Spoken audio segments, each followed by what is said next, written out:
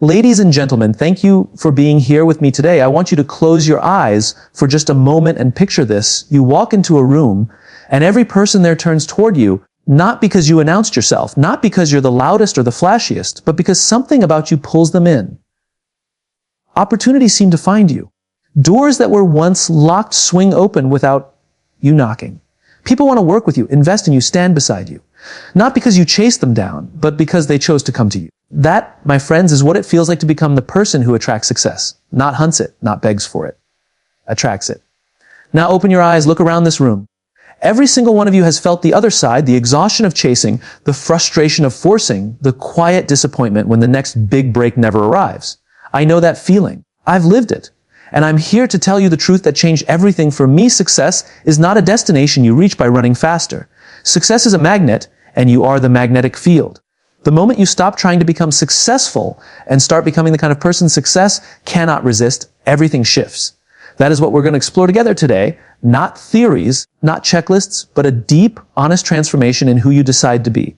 Let me take you back to a story I heard years ago from a young woman named Maya. Maya was a brilliant software engineer in a city that never sleeps. She worked 80-hour weeks, read every productivity book on the market, attended every networking event, collected business cards like trophies. She was chasing success the way most of us do, head down, pedal to the metal. And for a while, it looked like it was working. She landed a big promotion, a corner office, a salary that made her parents proud. But inside, she was empty. Clients came and went. Teams respected her title, but not her presence. One day, she told me, I was winning battles, but losing the war. Success felt like a moving target I could never quite pin down. Then something broke her open. Her mother fell seriously ill. Maya had no choice but to step away from the grind. She took 3 months off, sat by her mother's bedside, and for the first time in years, she asked herself a different question. Who do I want to be when no one is watching? Not, what do I want to achieve? But who am I becoming? In those quiet hospital nights, she realized she had been building a raisonne instead of a character. She had been performing success instead of embodying it.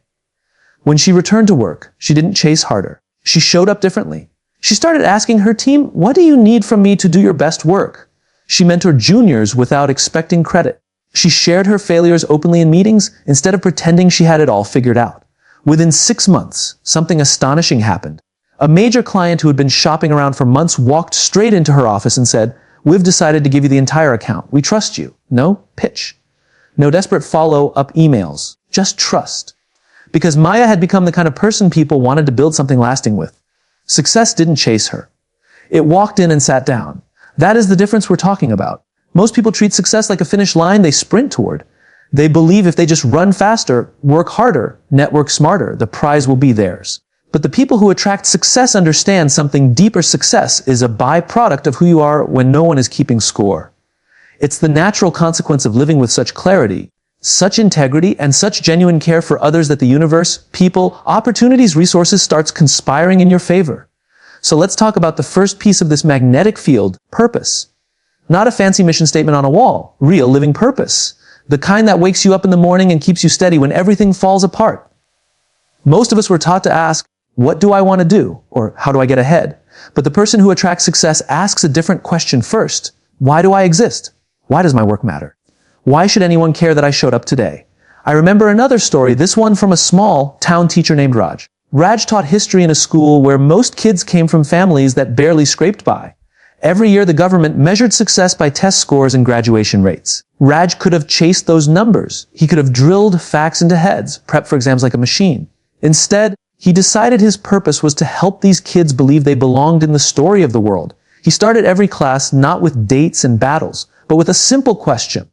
What part of history are you going to change? He stayed after school telling stories of ordinary people who did extraordinary things. He listened to his students' dreams even when they sounded impossible. He never once mentioned test scores as the goal. He made them feel seen. 3 years later, something remarkable happened. His students didn't just pass, they started winning state-level debates, starting community projects, applying to colleges no one in their village had ever dreamed of. The principal called Raj into his office one day and said, I don't know what magic you're using, but the entire district wants to know your secret. Raj smiled and said, there's no secret. I just decided to care more about who these kids become than how they score. Success didn't come looking for Raj. It followed him because he had become the kind of teacher who made every child feel they were born for something bigger. That's what purpose does. It turns you into a beacon. People feel it. They sense that you're not in it for the applause or the paycheck or the next promotion. You're in it because something inside you refuses to let the world stay the same. And when people feel that, they don't just work with you, they walk beside you. Investors don't just fund you, they believe in you. Customers don't just buy from you, they become loyal for life. But purpose alone isn't enough. You also have to build trust. Real trust. The kind that takes years to earn and seconds to lose. The person who attracts success understands that trust is not a tactic, it's a way of being. It's showing up exactly as you are, keeping your word even when it costs you, admitting when you're wrong before anyone else notices. Let me tell you about a young entrepreneur named Ayesha. She started a small fashion brand in a crowded market. Everyone told her to cut corners, cheaper fabric, faster shipping, bigger promises on social media. She refused. When a shipment arrived damaged right before a major launch, she could have quietly replaced the pieces and pretended nothing happened. Instead, she posted a raw video explaining exactly what went wrong, how sorry she was, and how she was personally fixing it for every customer. She lost money that month, a lot of money. But something else happened. Her customers didn't leave, they multiplied. People started sharing her video with captions like, "Finally, a brand that respects us." Influencers reached out wanting to collaborate, not because she paid them, but because they trusted her. Within 2 years, her little brand was featured in national magazines and investors were lining up. She never chased them. They came because she had become the rare person who put integrity above short-term wins. Trust is magnetic. When you become someone whose yes means yes and whose no means no, when you choose honesty over convenience every single time, people feel safe with you. And when people feel safe, they bring their best ideas, their best resources, their best selves. Success doesn't have to be forced, it flows. Now let's go deeper, because the person who attracts success also masters the art of resilience. Not the Instagram version of resilience where you just hustle through it. I'm talking about the quiet, unbreakable kind that comes from knowing your worth isn't defined by your wins. The kind that lets you fall 7 times and rise 8, not because you're tougher than everyone else, but because you've decided that failure is just data, not identity. I want to share a story that still moves me every time I think about it. There was a man named Karim who dreamed of building affordable housing in cities where young families were being priced out. He pitched to every bank, every investor, every government program he could find. He was rejected 43 times. 43. Each time he walked out of those meetings with his head high, but inside he was bleeding. After the 43rd rejection, he sat on a park bench and asked himself the hardest question. Am I chasing a dream or running from who I'm meant to become? That night he made a decision. He stopped trying to convince people his idea was good. Instead, he started becoming the kind of person whose vision was undeniable. He spent the next 6 months volunteering on construction sites, learning from the ground up. He mentored young architects for free. He wrote letters not asking for money, but sharing stories of the families he wanted to help. He showed up at community meetings and listened more than he spoke. Slowly, something shifted. A local nonprofit noticed his consistency and offered a small pilot project. Then a bank that had rejected him twice before called him back and said, "We've been watching you. Let's talk." Today, Karim's company has built over 2,000 homes, and he's still the same humble man who sits on park benches when things get hard. Success didn't reward his persistence alone. It rewarded the man he became while persisting. Resilience like that changes your energy. It turns obstacles into proof that you're on the right path. People who watch you get knocked down and stand back up with even more clarity and kindness don't just admire you, they want to join you. They invest in you. They introduce you to others.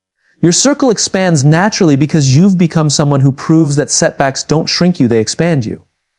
And here's where it gets even more powerful. The person who attracts success plays an infinite game. Most people are playing finite games. Win the promotion, beat the competitor, hit the revenue target, and celebrate. But the magnetic ones understand that the real game never ends. The goal isn't to win once. The goal is to keep playing so beautifully that others want to play with you forever. Think about the greatest leaders you've ever known. Not the loud ones, the ones who left something lasting. They weren't obsessed with being the best in the room. They were obsessed with making the room better. They didn't keep score against others. They kept score against who they were yesterday. That mindset is magnetic because it frees people from fear. When you lead with an infinite mindset, you give others permission to grow too. You create loyalty that lasts decades. You build movements instead of transactions. I saw this in a small cafe owner named Fatima. Her cafe wasn't the biggest or the trendiest, but it became the heart of her neighborhood. She didn't focus on beating the chain stores down the street. She focused on creating a place where every person who walked in felt like they belonged. She remembered names, asked about dreams, hired single mothers and trained them like family. When a big coffee chain opened across the road with lower prices, everyone expected Fatima to panic. She didn't. She just kept doing what she was doing better. 6 months later, the chain closed its doors.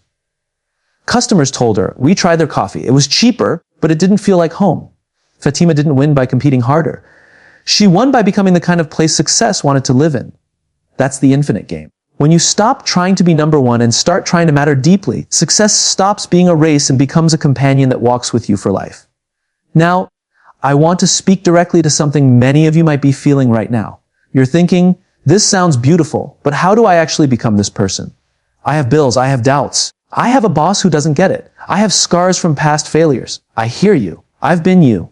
The transformation doesn't happen in one dramatic moment. It happens in the 1,000 tiny choices you make when no one is watching. Start with self-awareness. Every morning ask yourself 3 questions. Who am I today? Who do I want to become? And what small choice can I make right now that moves me closer? Write the answers down. Say them out loud. Make them real. Then live them. If you say you value honesty, return the extra change the cashier gave you by mistake. If you say you value growth, read something that challenges your beliefs even when you'd rather scroll. If you say you value service, help someone today with 0 expectation of return. Build rituals that shape your character. Wake up early enough to move your body and feed your mind. Keep promises to yourself first, because the way you treat yourself becomes the way you treat others. Surround yourself with people who remind you of who you're becoming, not who you used to be. And when you stumble, and you will, speak to yourself with the same kindness you would offer your best friend. That kindness is part of the magnetic field. Practice gratitude like it's your job, not the fluffy kind, the fierce kind. Every night, write down 3 specific things you're grateful for and why they matter. Gratitude rewires your brain from scarcity to abundance, and abundance is incredibly attractive. People feel it. Serve before you sell.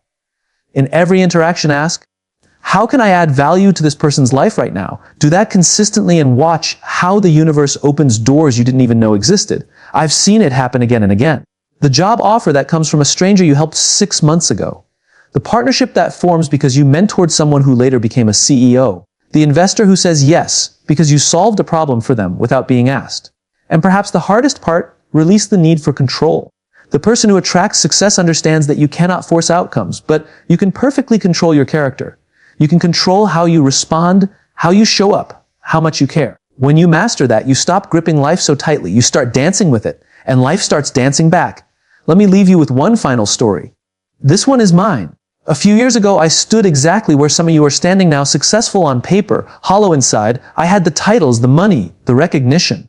But I felt like I was performing a version of myself that was slowly dying. One night I sat alone in my office after everyone had gone home, and I asked the question that changed my life. If I became the person I most admire, who would that person be? I wrote the answer on a single piece of paper, kind, courageous, purposeful, generous, resilient. Then I made a promise to myself, I would become that person one choice at a time, even if no one ever noticed. The next morning I started small. I told my team the truth about a project that was struggling instead of pretending it was fine.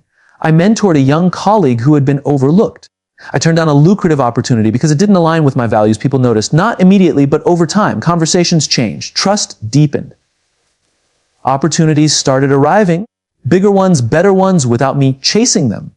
Today I stand here not because I chased success, but because I became someone success wanted to be with. And that's what I want for every single one of you. Imagine for a moment what your life looks like 6 months from now if you decide today to become that person. You walk into rooms and people light up, not because of your title, but because of your presence. Ideas find you.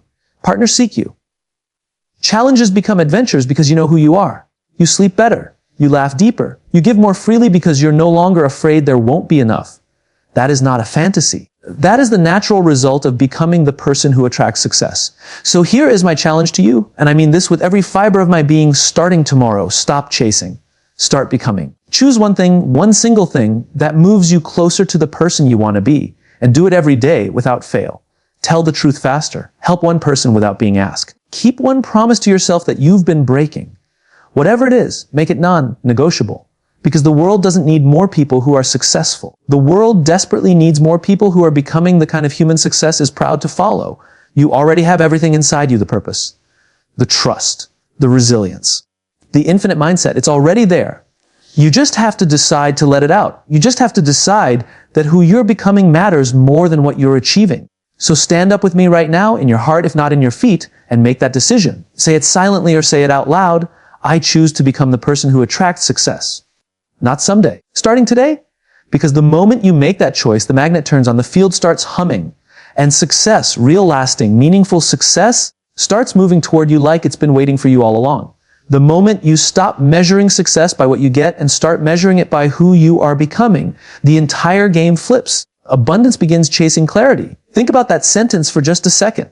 Really let it land. Most of us have spent years, maybe decades, keeping score the old way. We count the promotions, the bank balance, the follower count, the square footage of the house, the brand of the car in the driveway, the number of times our name appears in someone else's conversation. Every milestone is a trophy we hold up to prove we're winning. And when the next milestone doesn't arrive on schedule, when the promotion goes to someone else, when the deal falls through, when the algorithm decides our content isn't worth showing anymore, we feel the sting of losing. We tell ourselves we're not good enough yet. We double down. We hustle harder. We compare more ruthlessly. We chase louder. But what if that entire scoreboard is measuring the wrong thing? What if the real currency, the one that actually moves mountains, opens unexpected doors, and turns strangers into lifelong allies, isn't accumulation at all? What if it's transformation? Not the flashy overnight kind you see in motivational montages, but the slow, almost invisible reshaping of your inner architecture, the quiet decisions that no one applauds, the moments when you choose character over convenience, depth over speed, service over self, protection. When those become your only scorecards, something radical happens. The pressure lifts, the scarcity voice quiets, and abundance, real breathing, almost mischievous abundance, starts looking for you. I want to take you inside what that shift actually feels like in daily life, because theory is cheap and stories are expensive in the best way. Picture a woman named Layla. She spent her 20s and early 30s in corporate sales. Quote us, cold calls, commission checks that rose and fell like the tide. She was good, top 10% good. She won trips, got plaques, heard her name announced at conferences. But she measured every month by the number in her paycheck and the rank on the leaderboard. When she hit her numbers, she felt briefly invincible. When she missed them, she felt like a fraud. The cycle never stopped. Anxiety lived rent-free in her chest. She slept 4 hours a night checking emails. Relationships frayed. Health slipped. She told herself this was just the grand. Everyone does it. Then one Tuesday, nothing dramatic, no rock bottom crisis. She sat in traffic after losing a major account and asked herself a question she had never allowed before. If money disappeared tomorrow and no one ever knew my numbers again, would I still respect the person staring back at me in the rearview mirror? The answer was no, not even close. That single honest moment cracked everything open. She didn't quit her job the next day. She didn't make a grand announcement. What she did was far more dangerous. She changed the metric. From that week forward, her only private scorecard became one question at the end of every day. Did I become a slightly better version of myself today than I was yesterday? Better meant kinder under pressure, more honest in difficult conversations, more patient with the new intern who kept making the same mistake, more curious about why a client was hesitating instead of just pushing harder to close, more willing to say, I don't know, but I'll find out, instead of faking certainty. At first, nothing external changed. The commission stayed flat. The leaderboard didn't move. But internally, something electric started humming. She stopped performing for approval. She stopped scanning rooms for who mattered most. She started listening, really listening, because she wanted to understand, not because understanding would help her win the deal. People noticed the difference before the numbers did. Clients lingered on calls. Colleagues asked her opinion even when she wasn't the most senior person in the room. A junior rep started copying her follow-up emails because they feel different. 6 months later, the numbers caught up. Not because she chased them harder, because she had stopped chasing them at all. A client who had ghosted her for 8 months emailed out of the blue. We've decided to move forward with you. Honestly, it's because every interaction with you feels safe and real. Another client doubled their order without being asked. A competitor's top performer reached out on LinkedIn. I keep hearing your name in rooms I'm in. What are you doing differently? Layla didn't have a flashy answer. She just said, I stopped keeping score the old way. Abundance began chasing clarity. Clarity about who she was choosing to become. That is the flip I'm talking about. When your identity is no longer tethered to external markers, you stop vibrating with desperation. Desperation repels. Clarity attracts. People sense it the way animals sense calm water from miles away. They move toward it instinctively. Let's go deeper into why this works physiologically and psychologically, because understanding the mechanism makes the choice less mystical and more deliberate. Your nervous system is constantly broadcasting. When you are in chase mode, when success is defined by what you get, your body lives in a low-grade sympathetic activation. Cortisol stays elevated, the amygdala stays on alert. You scan for threats, the missed opportunity, the more talented rival, the market shift that could wipe you out. That state is exhausting, but worse, it leaks. People feel the tension even when you smile. They sense you need something from them. Validation, the sale, the yes, and that need creates subtle resistance. They pull back, not because they dislike you, but because self-preservation kicks in. Now contrast that with the person who has flipped the game. Their nervous system down-regulates. The prefrontal cortex comes online more often. They breathe slower under pressure. Their voice settles lower. Their eyes stay steady. They are not trying to extract value, they are radiating it. The body becomes a signal tower saying, I am safe. I am whole. I am here for something bigger than just me. Safe people magnetize. Whole people magnetize. When abundance starts chasing clarity, it's chasing that signal. And clarity isn't vague positivity. Clarity is ruthless specificity about values. It's deciding once and for all what you will never trade even when the paycheck is 7 figures bigger if you do. It's deciding what kind of father, mother, partner, colleague, neighbor you insist on being when the spotlight is off. The more precise that picture becomes, the less room fear has to whisper lies. Fear needs ambiguity to thrive. Clarity starves it. I remember sitting with a founder named Tariq whose startup had just raised a massive round. Champagne, press releases, new office space. Everyone congratulated him. But late one night he called me and said, I feel emptier than before the funding. We talked for hours. Eventually he admitted the truth. He had spent 3 years measuring himself by the valuation ticker. Every uptick felt like proof he mattered. Every dip felt like erasure. The moment the round closed, the ticker stopped moving in a way he could control. Panic set in. Who was he without the next headline? We spent the next few weeks rebuilding his private scoreboard. He started journaling answers to questions most founders never ask. What kind of leader do I want to look back on in 20 years? What would make my team say they grew into better humans because they worked with me? What kind of wealth do I want? Financial, relational, spiritual, and in what order? What would I do today if I already had 10 times the money I'm chasing? Those questions didn't magically make more money appear. But they did something far more powerful. They gave him an internal compass that didn't waver with market sentiment. He started making decisions from alignment instead of anxiety. He turned down a lucrative but soul-draining partnership. He invested time mentoring first-time founders who could never repay him. He shared equity more generously than his board advised. Within 18 months, his company didn't just grow, it became a place people fought to join. Top talent left bigger names to work there. Investors who once dictated terms now asked for his opinion on other deals. Abundance chased the clarity he had quietly built. This isn't magic, it's physics. Energy flows where attention goes. When your attention lies on who you are becoming, when every choice is filtered through, does this make me more of the person I respect? You stop leaking energy in 1,000 directions. You concentrate it. Focused energy creates gravitational pull. That pull draws opportunities, relationships, resources, ideas. Not because you beg for them, because you became impossible to ignore. And here's the part that still surprises me. Every time I see it happen, the less you care about getting the external reward, the more consistently it arrives. It's counterintuitive until you live it. When you detach from outcome while staying fiercely attached to principle, paradox kicks in. The universe seems to reward the person who has stopped needing the reward. Why? Because neediness is repellent and self-sufficiency is magnetic. The person who no longer measures success by what they get has nothing left to prove. That lack of proof, demand creates space. Space for trust, space for serendipity, space for abundance to rush in and fill the vacuum. Let me give you another angle. Think about the people you admire most, the ones who seem to live with an effortless current carrying them forward. Very few of them are obsessed with accumulation anymore. They passed that phase long ago. What obsesses them now is refinement, refining their judgment, refining their integrity, refining the way they show up for the people who matter. They treat their character like a blade they sharpen every single day, not for show, but because a dull blade dishonors the work. When you live that way, abundance stops feeling like something you must wrestle from the world. It starts feeling like something the world is grateful to give you. Clients thank you for taking their money. Partners thank you for letting them collaborate. Strangers thank you for a conversation that lasted 5 minutes, but shifted something inside them. The flow reverses.